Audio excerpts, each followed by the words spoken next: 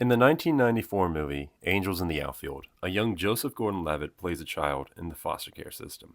He roots for his local baseball team and also the worst team in the league, the California Angels. When his dad tells him they'll be a family again when the Angels win, well, Joseph appeals to a higher power. God, if there's a God, if you're a man or a woman, if you listen, I'd really, really like a family. My dad says that only happened if the Angels won the pennant. The baseball team, I mean. So, maybe you could help him light a little. Angels, led by Christopher Lloyd, descend from heaven and help take the worst team in the league all the way to the championship. I have a confession to make. I don't really watch football, but I'm in 3 fantasy football leagues. You see, back in 2021, I graduated college and I moved back to my parents. I was 23, I had no job, I had no money, no prospects. I was a burden to them, and I was frightened. But my friend from high school reached out and asked if I wanted to join his fantasy football league, and I said yes. So I downloaded Reddit like a scumbag. I browsed the fantasy football subreddit for any tips and tricks to make it through the season, and you know what? I was hooked. So when my friends from college made a fantasy football league the next year, I was there day one. And this year, in 2024, another friend reached out to me because he needed one more person to make this league work. And of course, I joined. That's how I ended up in 3 leagues. And to be honest, I was in over my head. I had no time to pick up my lineups. Every time I said a player, they would have the worst week of their lives. I didn't know what to do. I needed to be like Joseph Gordon-Levitt. I needed to appeal to a higher power. I needed astrology. Before I can tell you how I did it, I need to explain fantasy football and astrology. In all 3 of my leagues, we play with the traditional roster in standard PPR. The traditional roster is 1 quarterback, 2 running backs, 2 wide receivers, a flex, a tight end, 1 defense, and 1 kicker. You also get 7 players on your bench, which you can switch out with your main roster in case someone's not playing, there was an injury, or you just think they're going to have a better lineup. We also had 1 player on our injury reserve, which was a slot that you can move if they had a concussion, if they were ruled out for a game, or if they were ruled IR. You can also trade players with other league members. You can also pick up free agents from the waiver wire. Once the actual games begin, you can't move your lineup, and that player's score starts counting towards yours for the week. Standard PPR means 1 point per reception. I know some like tryhards watching this video are going to tell me that that's kind of like bullshit and it's like for babies. I don't care. I'm a big baby. Basically, what that means is if the quarterback throws a pass, the receiver gets 1 point plus the yardage. That makes wide receivers a lot better than they actually are. Quarterbacks don't get the point for a successful reception, but they do get 0.4 for all the yards they've passed. And the reason for that is just because they're passing a lot. Quarterbacks and running backs get 0.1 points per yard that they ran the ball. Wide receivers get 0.1 points per yard plus the 0.1 for reception. Tight ends are kind of like a special player. Often they're on the O line, but sometimes sometimes they receive receptions or get handoffs. Touchdowns are worth 6 points for wide receivers, running backs, and tight ends. Quarterbacks get 4 points for a touchdown pass, but they get 6 points if they run the ball in. The flex position is just an extra player that could be a wide receiver or a running back, or it could also be a tight end if you're desperate. Kicker gets 1 point per extra point and 3 points per field goal. You also get additional points for the field goal depending on how far the kick was. Defense starts out with 10 points in their game, and then they lose points depending on how the opponents score and how many yards they've gained. Defense can also gain points back by sacking the other quarterback, recovering fumbles and getting a touchdown. Each week you're matched up with a league member, and you both are competing to get the most points off your active roster. And so the idea is just to pick players depending on if they have good games. Maybe there's injuries, so you have to fill it in. There's also bye weeks in the NFL. That's when 2 to 4 teams a week. That's when 2 to 4 teams aren't playing that week, and so you just have to make up subs for them. There's kind of a lot of luck involved with fantasy football, and it does help. It helps to know a lot about football and fantasy football, but it's mostly luck, to be honest. The specific branch of astrology I'm using is called Harari. and that's just kind of like the practice of kind of finding out the future of an event. So what I'm doing is I'm making a chart for each game and I'm trying to predict it. I got a lot of my research from Sports Astrology by John Frawley. He was an astrologer from like the 90s that like was famous for predicting stuff in like British media. Um, he wrote this book I think in like the early 2000s. This was not like an intro level book for astrology.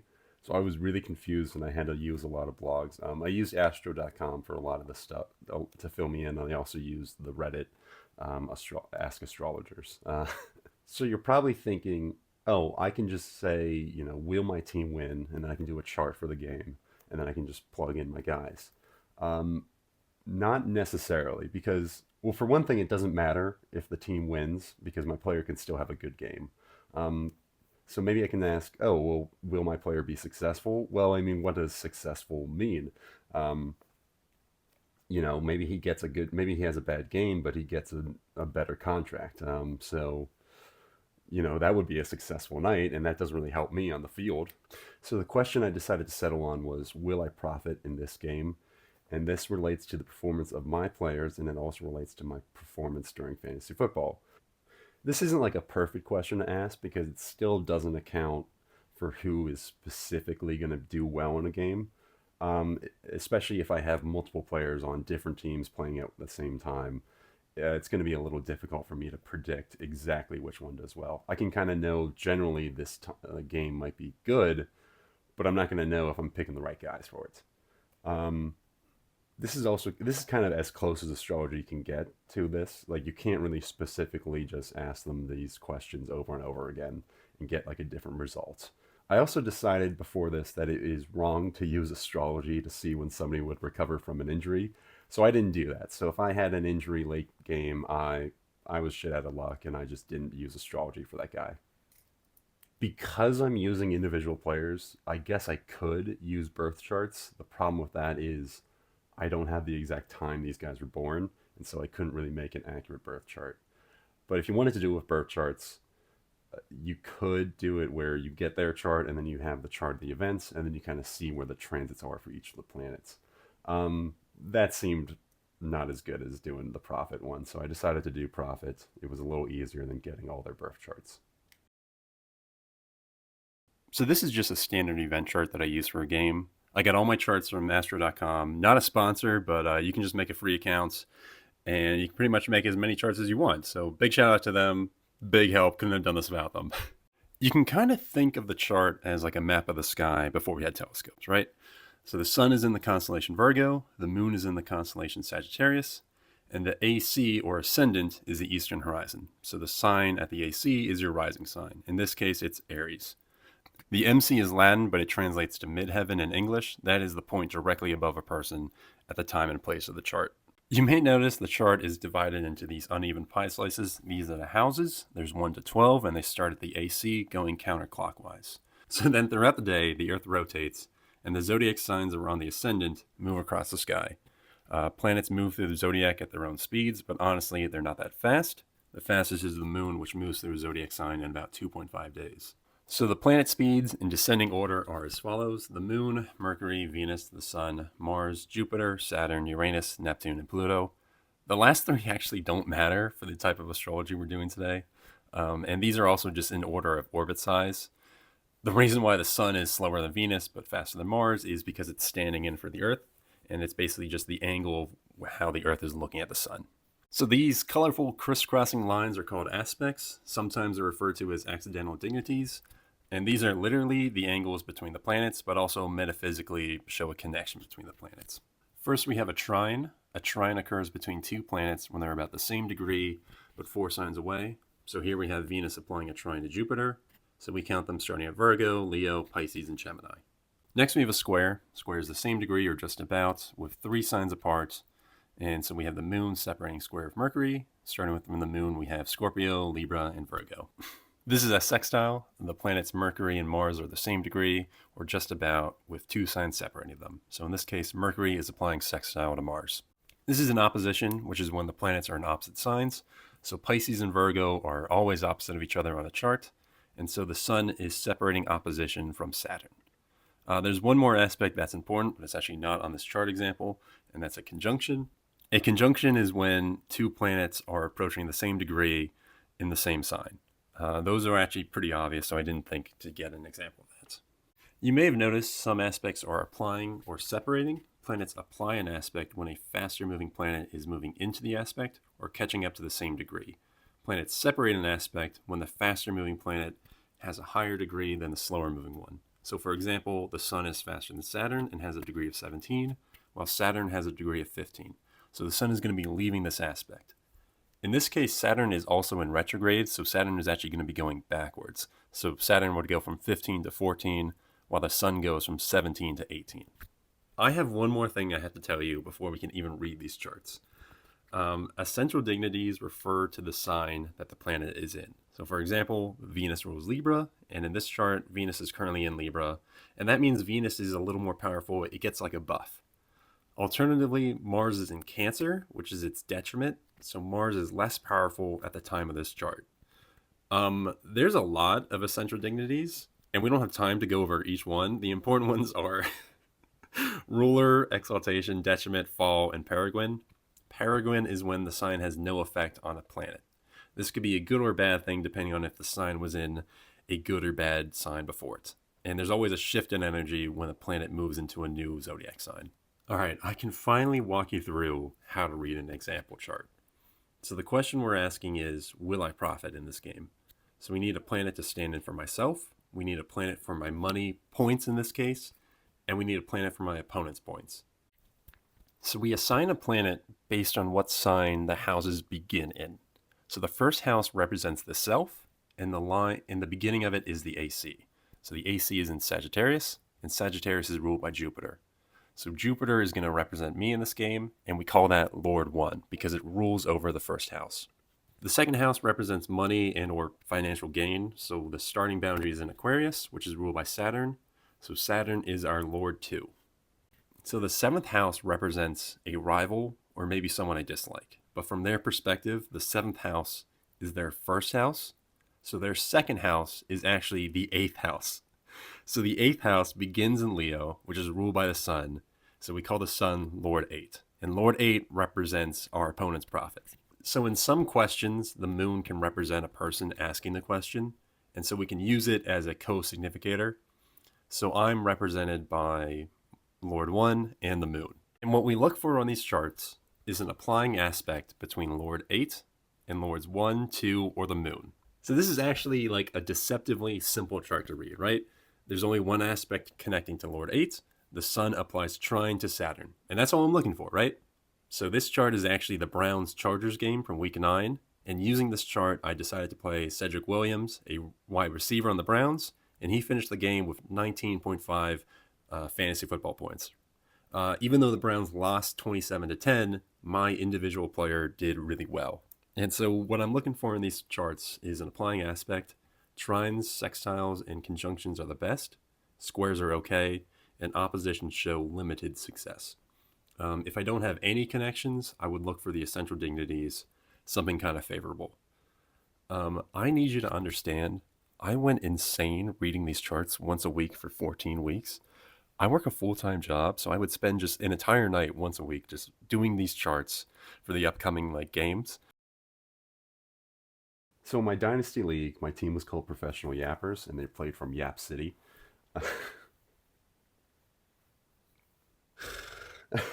My quarterback was Lamar Jackson, and my running back was Saquon Barkley. Um, they were pretty much the only good players I had on my team.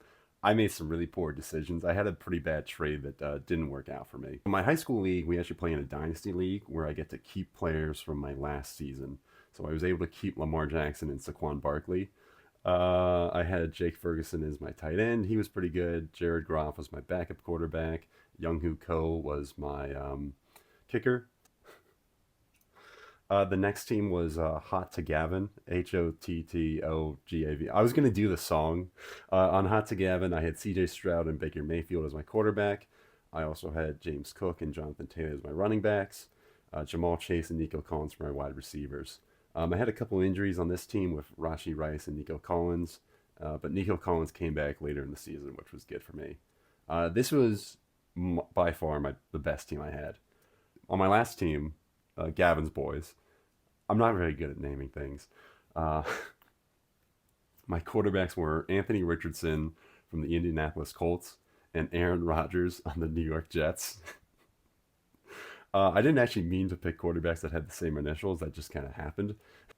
My running backs were Jonathan Taylor, Isaiah Pacheco from the Chiefs, and David Montgomery from the Lions. Wide receivers included Tank Dell, Marvin Harrison Jr., and Jacoby Myers. And I also had Brock Bowers as my tight end from the Raiders. Um, I want you to just sit with those lineups and tell me who would be the funniest person to use astrology on. Yeah, I used astrology to see if Aaron Rodgers is still good. The regular season for fantasy football is the first 14 weeks of the NFL season. I only used astrology during the regular season, so with that in mind, let's just get into how my teams did. So, my dynasty team, I ended up with 7-7 by the end of the regular season. I missed the playoffs and I was at the top of the consolation ladder, and then I steadily lost it during the fantasy football playoffs. The best I've ever done in this league was 8-6, which is in my first time, which was my first time playing fantasy football. League with my college friends, I made the playoffs with a record of 8-6. I want to mention that there were less people in this league. There was 8 people in this league as opposed to 12 in my other leagues, and also the top 3 from each conference went to the playoffs. So I made it in as the third person in my conference.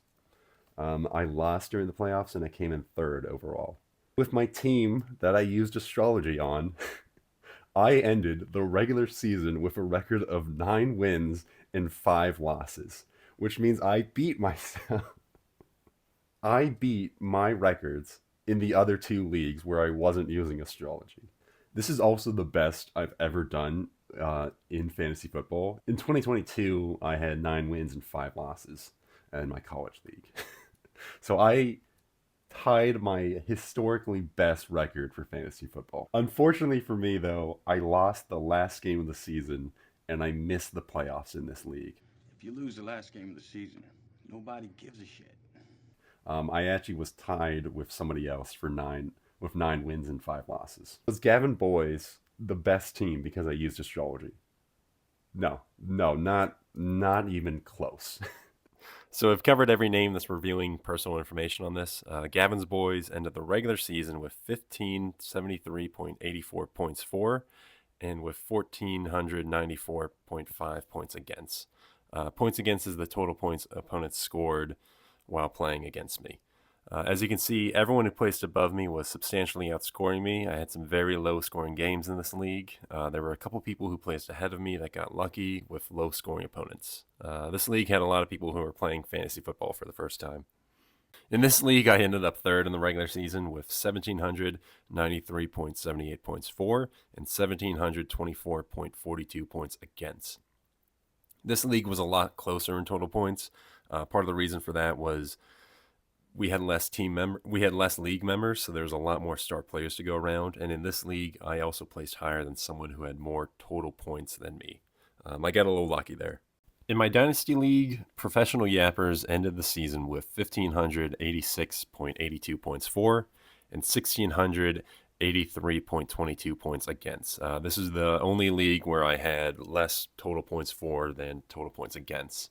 Again, I finished above someone who had more total points for, and the top 3 finishers all had significantly more points than the rest of the league.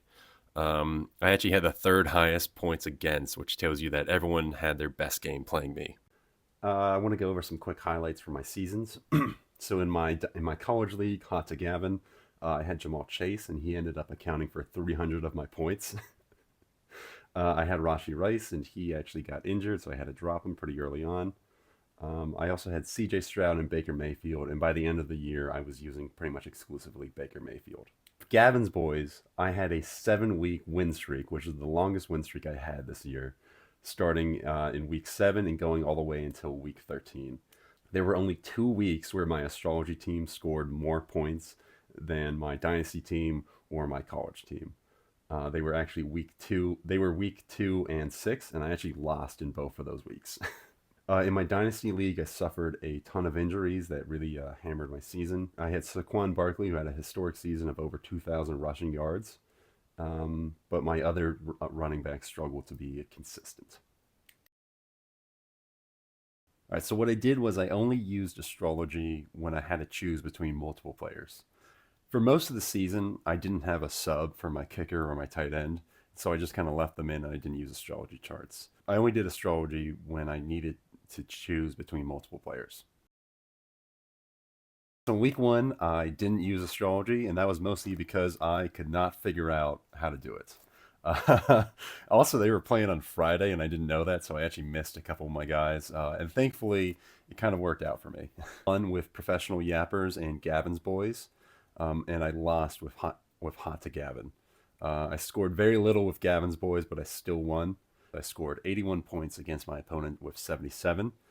I made some kind of bad calls. I had Aaron Rodgers instead of Anthony Richardson. Anthony Richardson got about 20 points.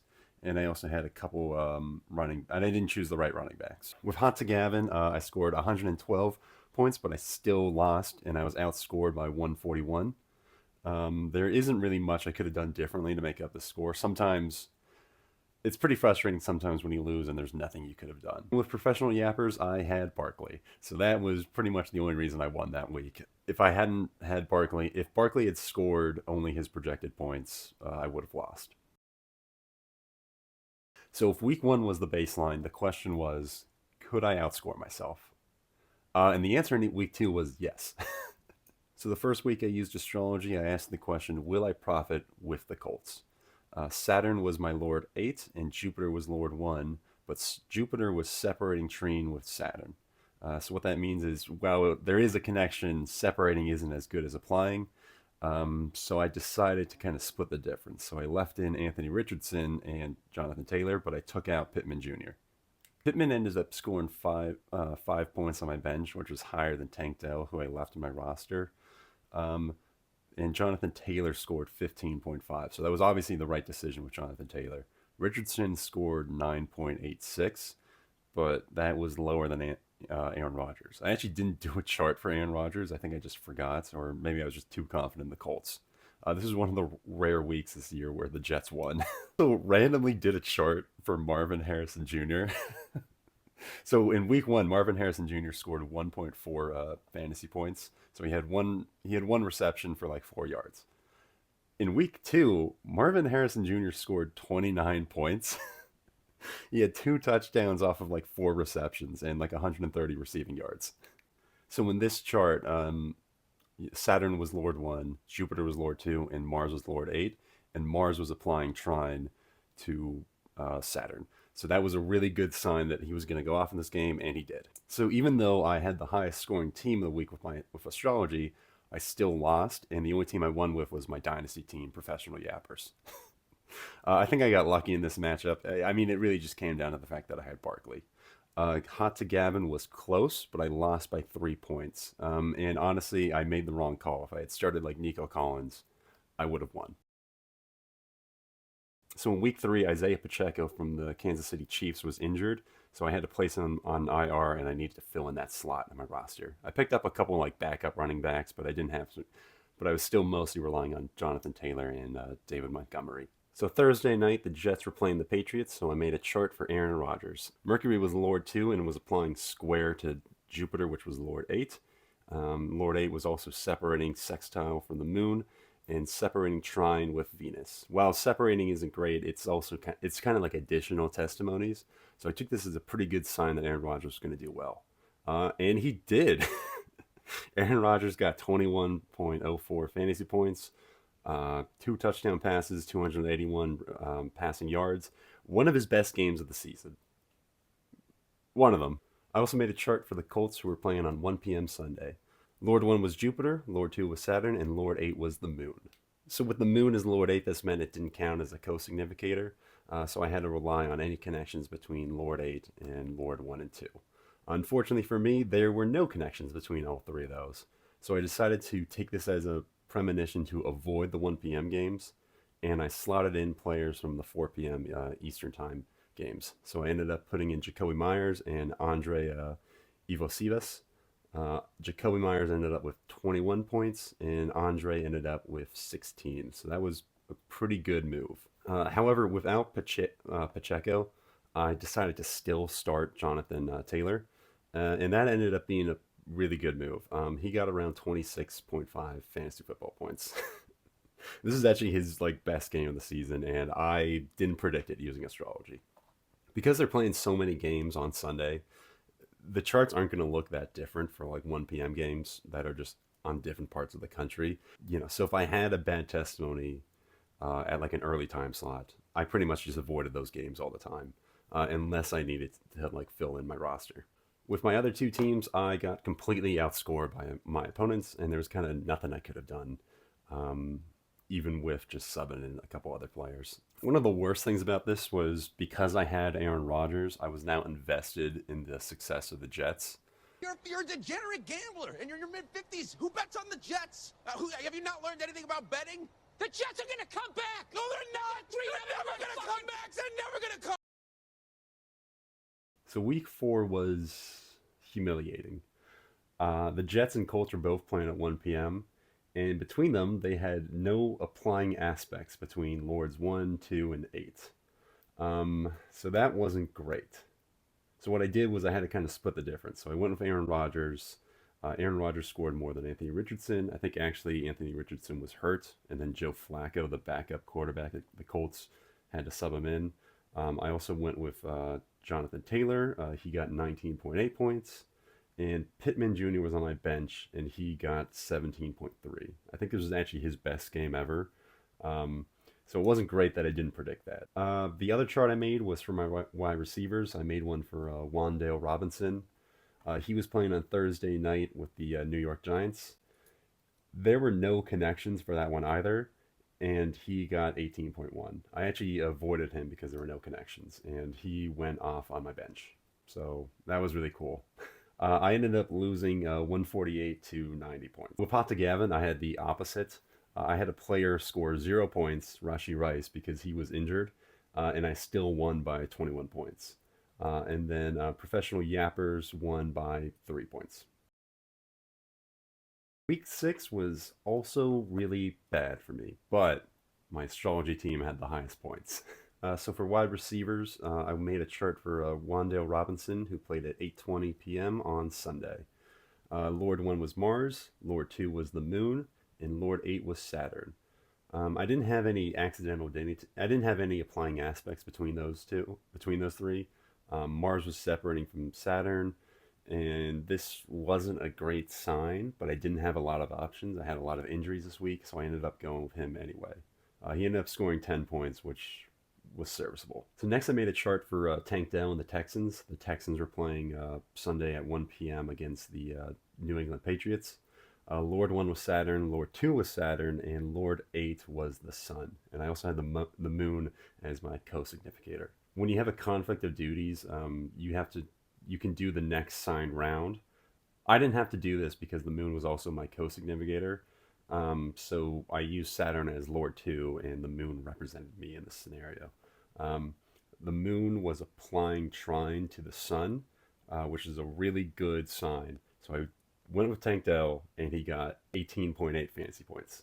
That was the best he's done. I think that was the best game he had all year. So that was really good. So this week was exciting because I also picked up Bo Nix and I dropped Anthony Richardson. Bo Nix is the rookie quarterback who starts for the Denver Broncos. Bo Nix was playing at 4 p.m. Eastern time on Sunday in Denver.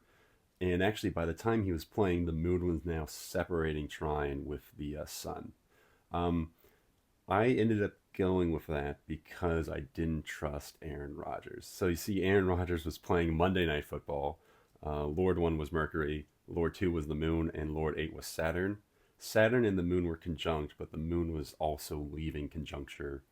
The moon was leaving conjunction with Saturn. So since I had these two kind of separating aspects, I just kind of went with Bo Nix, and that paid off. But that was kind of just a lucky guess. So Bo Nix ended up with 20.74 points, and Aaron Rodgers was 17.76. How did I do overall? Gavin's Boys was my highest scoring team with 97 points. Professional Yappers had 87 points, and Hot to Gavin had 77 points. So it was all around a horrible week for me. But, the astrology team, it did do better. It does. Oh my god. Actually, with professional yappers, I could have won if I had played my backup quarterback. It just so happened that Lamar Jackson had a really bad week. As I've mentioned before, week 7 was the start of the win streak, the golden age. All right, this is where my luck began to turn. Bo Nix and the Broncos were playing New Orleans on Thursday, October 17th. Lord 1 was Venus, Lord 2 was Mercury, and Lord 8 was Jupiter.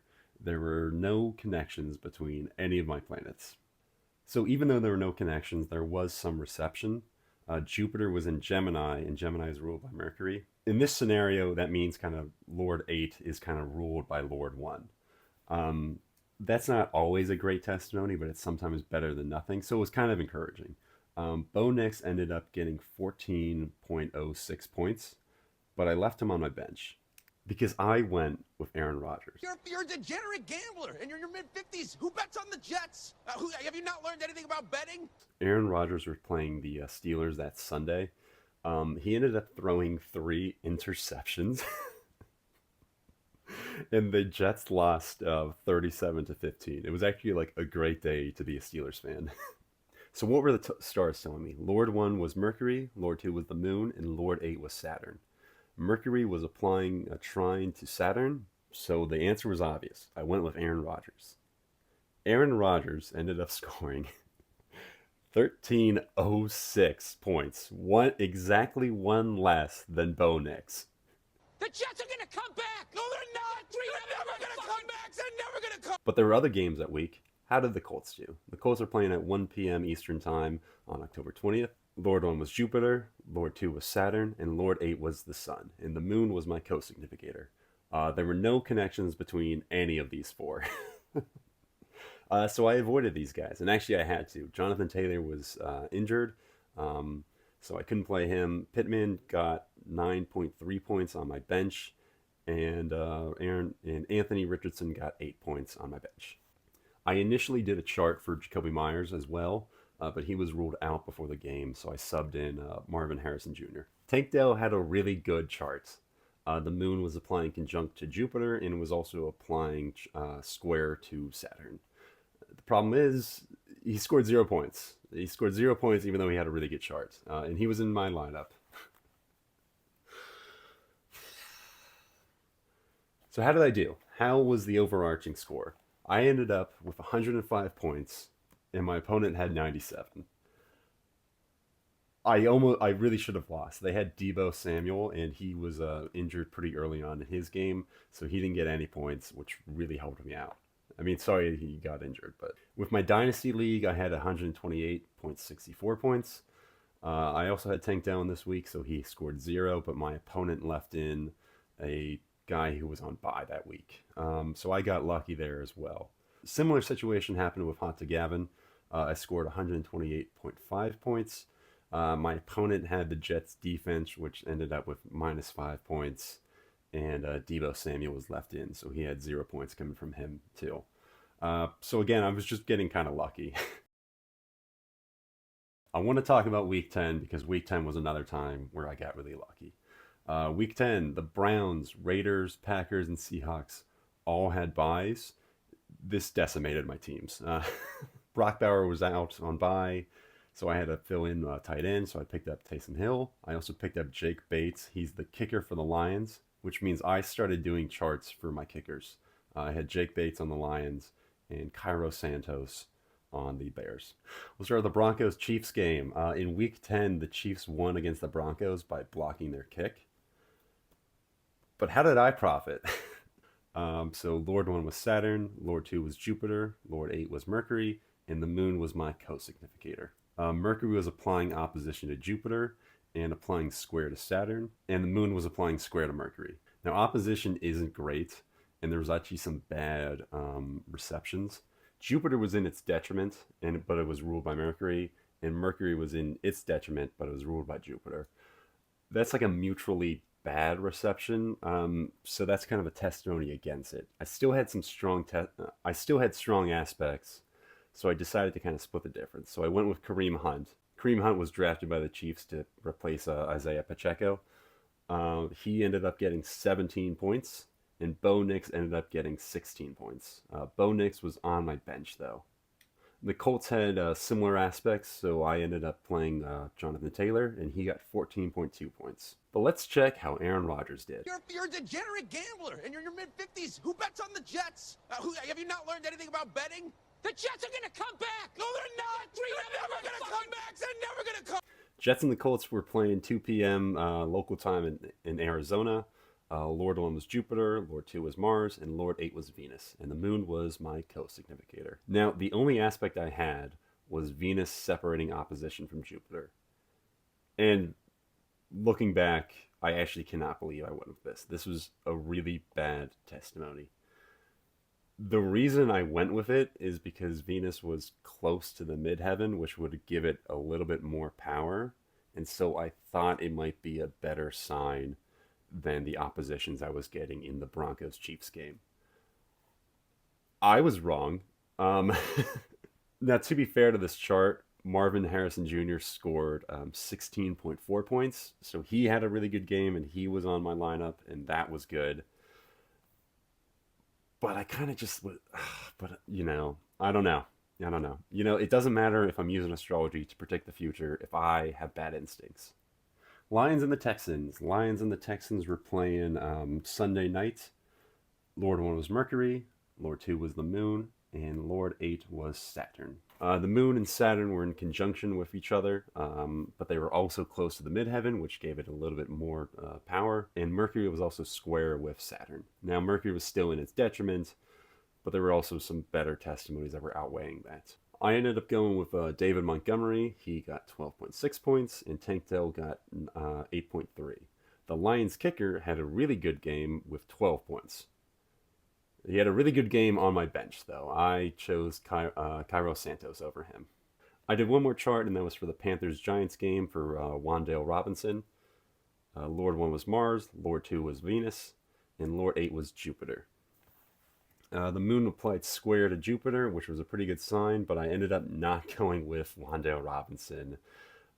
He was on my bench, and he ended up getting 10.1 points, which was better than Tank Dell, and he had actually a pretty good sign. So I don't know why I went with. I don't know why I didn't put him on there. How did I do in the other leagues? Hot to Gavin, I scored 152 points, and Jamal Chase scored a third of these. Thank you, Mr. Chase. With professional yappers, I lost by 3 points, and honestly, there's not a substitution I could have done that would get me over that line. I also want to point out that my opponent in week 10, she doesn't set her lineup; her boyfriend does it. So I'm just saying, maybe he should be in the league and not her. Okay. Week 11 was funny because I used astrology for every position on my team except for Brock Bowers. November 17th at 1 p.m., the Jets played the Colts at East Rutherford, New Jersey at the MetLife Stadium. Lord 1 was Jupiter, Lord 2 was Mars, Lord 8 was Venus, and the moon was my co-significator. This was an easy chart to read. There were no connections between Lords 8, 2, 1, and the moon. What happened in this game? Aaron Rodgers got 16 points, and Taylor had 7. Later that day, the Broncos played the Falcons in Atlanta, Georgia. Lord 1 was Mars, Lord 2 was Mercury, Lord 8 was Jupiter, and the moon was my co-significator. For accidental dating days, the moon was separating conjunction with Jupiter, and Mercury was applying opposition to Jupiter. Well, opposition isn't great. It's better than nothing. Bo Nix ended up getting over 28 points that day. The Raiders played in Miami, and the Lions played in Tampa. When I went to do their charts, they actually had about the same. Some of them were off by a couple of degrees. Lord 1 was Saturn, Lord 2 was Mars, and Lord 8 was Venus, and the moon was my co-significator. Venus applied sextile to the Saturn, and the moon was separating square from Saturn. Mars had no connections, and there was no essential dignities to worry about. I ended up using Jacoby Myers, Jake Bates, David Montgomery, and the Miami defense. I picked up the Miami defense when the Broncos were forecast to have a bad game, and up until this point, I wasn't using astrology to predict the defense. This was a bad week to start because the Miami defense got 5, and the Broncos got 12 points. Jacoby Myers had 8.8 points. Montgomery had 24.5, and Jake Bates had 12 points. This was kind of like a mixed success. Obviously, I wish I had more for Jacoby Myers and Miami defense, but the Lions did really well. In the afternoon, the Chiefs played the Bills, and they actually had a similar chart to the Jets-Colts game. I didn't want to use Kareem Hunt, but I didn't have any other options, so I put him in. He ended up with 6 points. So I mentioned Jacoby Myers, but how did my other wide receivers do? I had Cedric Tillman and Tank Dell. Cedric Tillman on the Browns played in New Orleans. Lord 1 was Saturn, Lord 2 was Jupiter, and Lord 8 was Mercury, and the Moon was my co-significator. Mercury separated square from Saturn, but was applying exact opposition to Jupiter. I ended up using Tillman for 7.7 points, but Tank Dell actually ended up doing better, and he was on my bench. So with Tank Dell, Lord 1 was Mercury, Lord 2 was the Moon, and Lord 8 was Saturn. The only accidental dignity, the only aspect I had was the Moon applying trine to Saturn.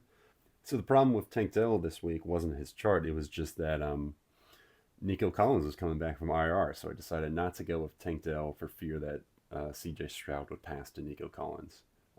Tank Dell actually still got more points than Nico Collins that day. I didn't do a chart for Tyson Hill. He was still on my team, but I should have because he ended up with 41 points compared to Brock Bowers' 31 points. I actually didn't. I still haven't done a chart for him because I don't want to see if I would have screwed it up or not. How did I do with my other teams? For Hot to Gavin, I lost 146 to 101. That sucked. I could have scored a bit more points if I had used Cook instead of Taylor, but even then, I still would not have made up the difference. With Hot to Gavin, I lost 146 points to 101. There was really no way I could have made it up, even though I left some points on my bench. With my Dynasty League, I lost 139 to 111. Steelers defense was able to shut out the Ravens and Lamar Jackson, so he had a couple interceptions and a really low scoring day.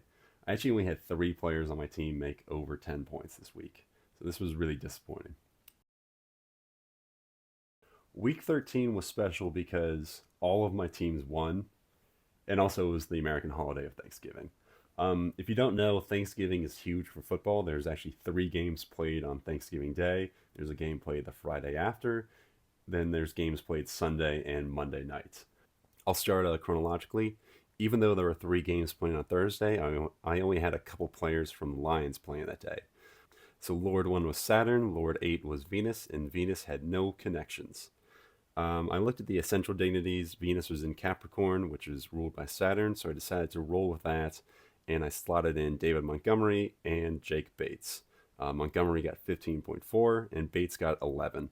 On Friday, my astrological charts show me there were no connections between Lord 8, 1, and 2 for the Raiders-Chiefs game. I decided to heed this advice and I avoided Jacoby Myers and Kareem Hunt. Kareem Hunt did actually pretty poorly. He only scored about 3 points. Myers ended up scoring 15.4 points, which was actually still lower than both of the wide receivers I went with. So this was a really good testimony this is a really good example of astrology working. Significantly, Isaiah Pacheco came back, and that I think ate into some of Kareem Hunt's points. The Jets and Colts both had games at 1 p.m. on Sunday. Their charts were pretty similar to each other. There was an applying aspect between Jupiter and the Moon. I was a little wary using this, but Lord 8 was in its detriment, and I decided to kind of roll with it. Jonathan Taylor ended up with 17.3 points, and Aaron Rodgers ended up with 14.06 points. It was slightly more than Bo Nix, but he was on my bench. In Houston, Lord 8 was Venus, and there were no connections for that this weekend. Tank Dell got 3.3 points, and he was on my bench. Monday Night Football, the Browns and the Broncos were playing each other. The Sun, Lord 1, was applying to Saturn, Lord 8. At the last minute, Tillman was ruled out, so I ended up using Westbrook Ikhim from the Titans. He actually went off, and I feel so stupid for not using a chart.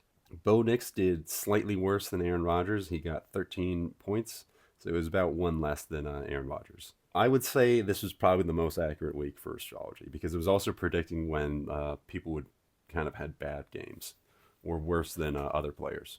Overall, I ended up scoring 146 points against my opponent's 111. Hot to Gavin, I scored 151 against 136. Every player on this team, except for my kicker, scored above 10, which is awesome. With my professional Yappers team, the match was extremely close throughout the entire week, and it came down to the game on Monday night. I got lucky because my opponent didn't see that Dallas was out week 13 with a concussion. So honestly, I probably should have lost this one, but who cares?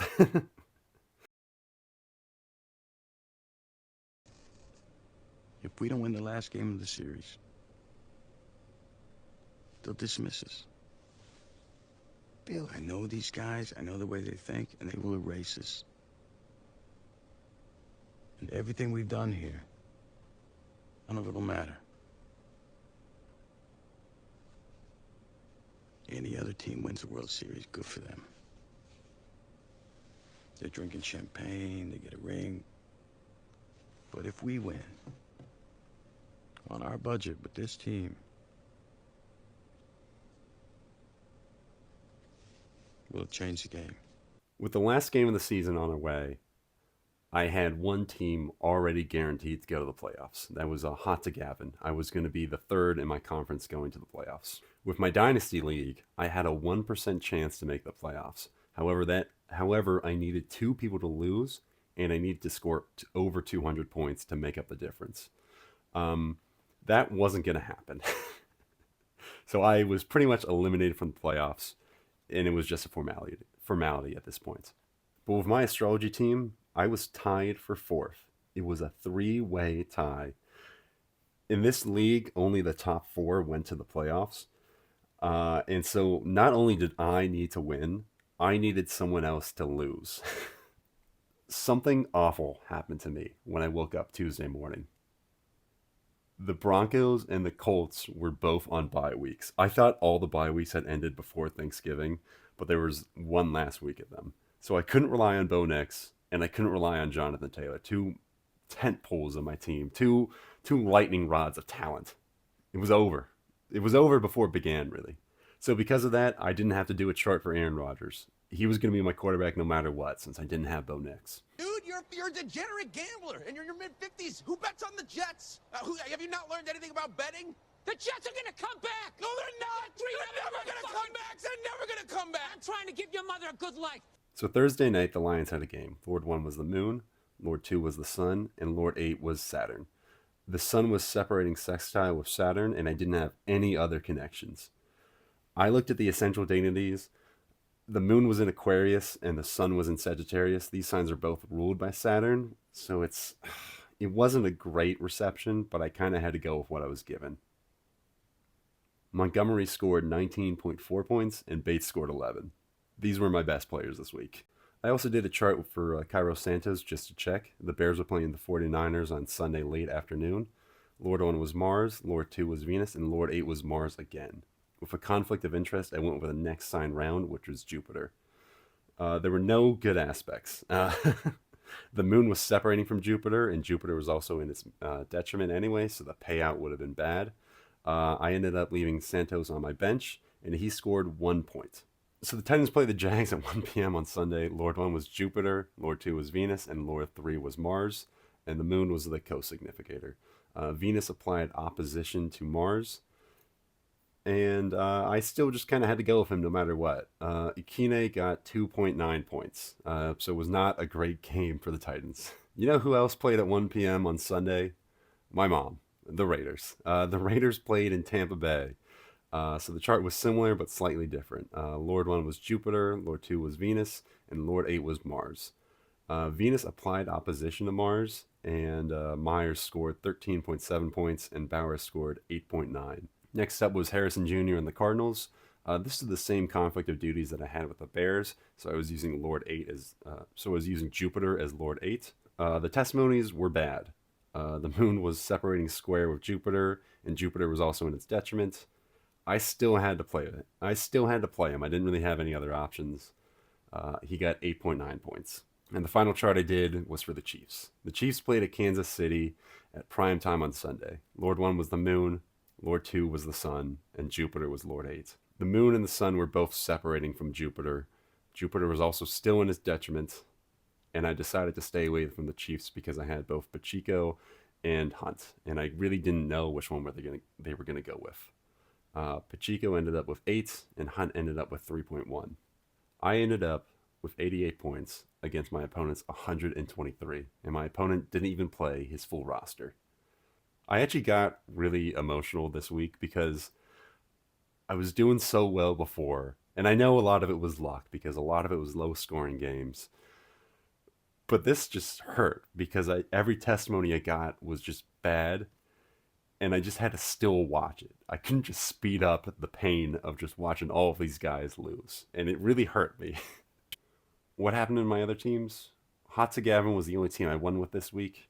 I had 138 points to their 118. Jamal Chase scored about a third of them again. And honestly, this could have gone worse for me, but a lot of my opponent's players left the games early due to injuries. In professional yappers, I lost 126 to 106. The bye week it was especially bad for this team. The Ravens and Texans were also on bye. It really came down to my flex this game, and Ikine just didn't have a great game that week. I couldn't make up for these points anywhere in this game. I went into this week extremely confident with all of my teams. And what happened? I watched them get decimated. It was one of the hardest days of my life. So I made like a count of how many times I got it right with each position.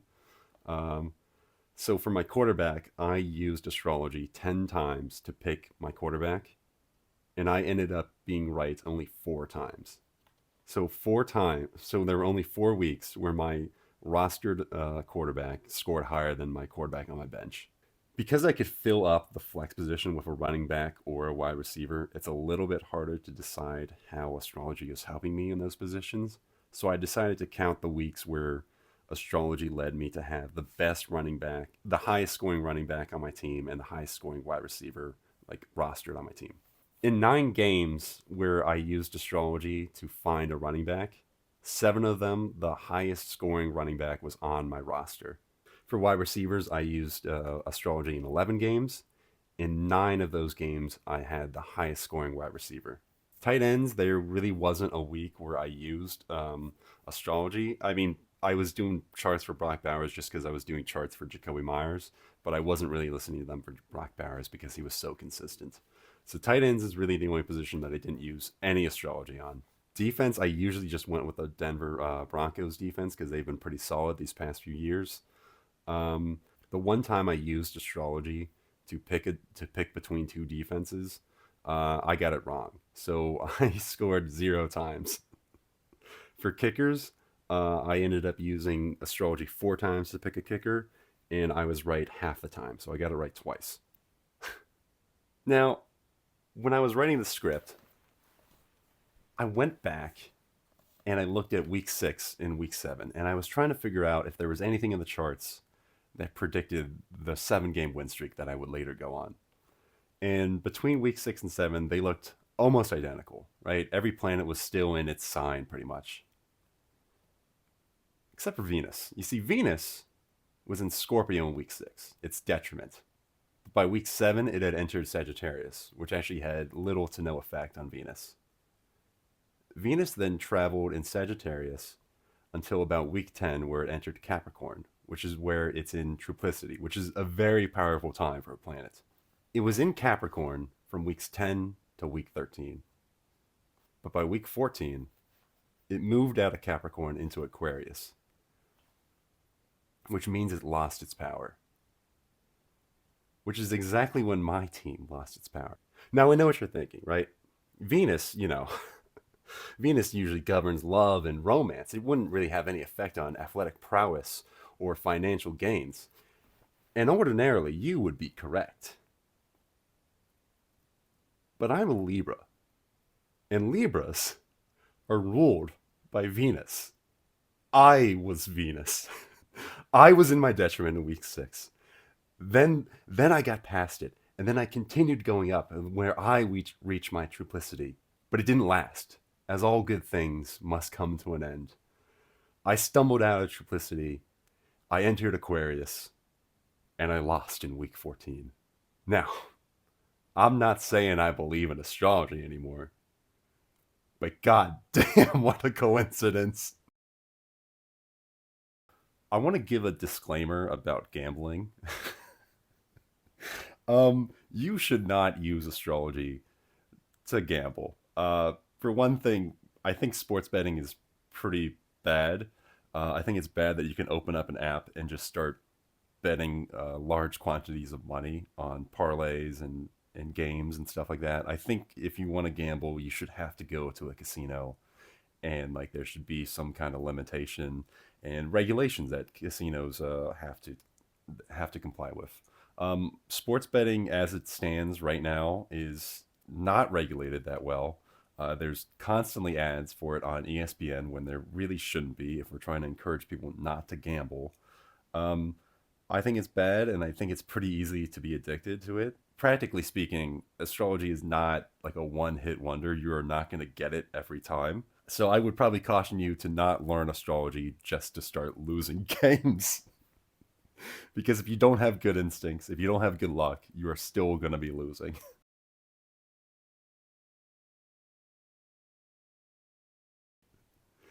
Now, I know what you're thinking, right?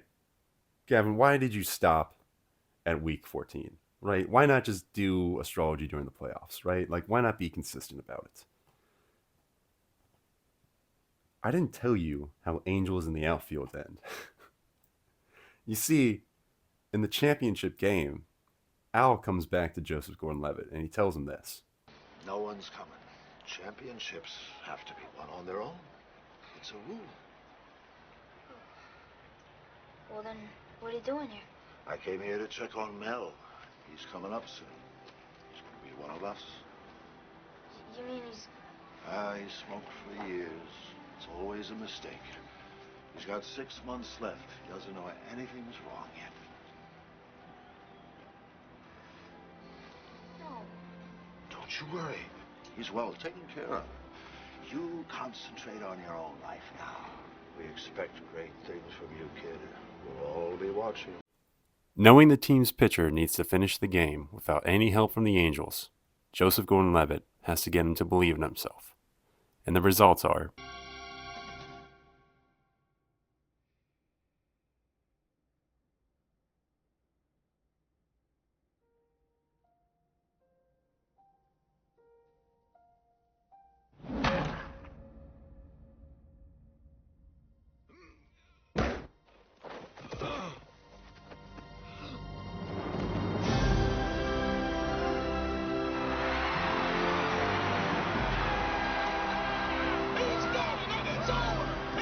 And just like Mel, I had to go through the playoffs by myself. No Angels, no astrology. It didn't work out for me this season, but I'll be back again. And what happens to Joseph Gordon-Levitt's character? Well, he gets his own fairy tale ending. The person who called social service, that was me. I want to try to be a dad. I want you to come and live at my house. You...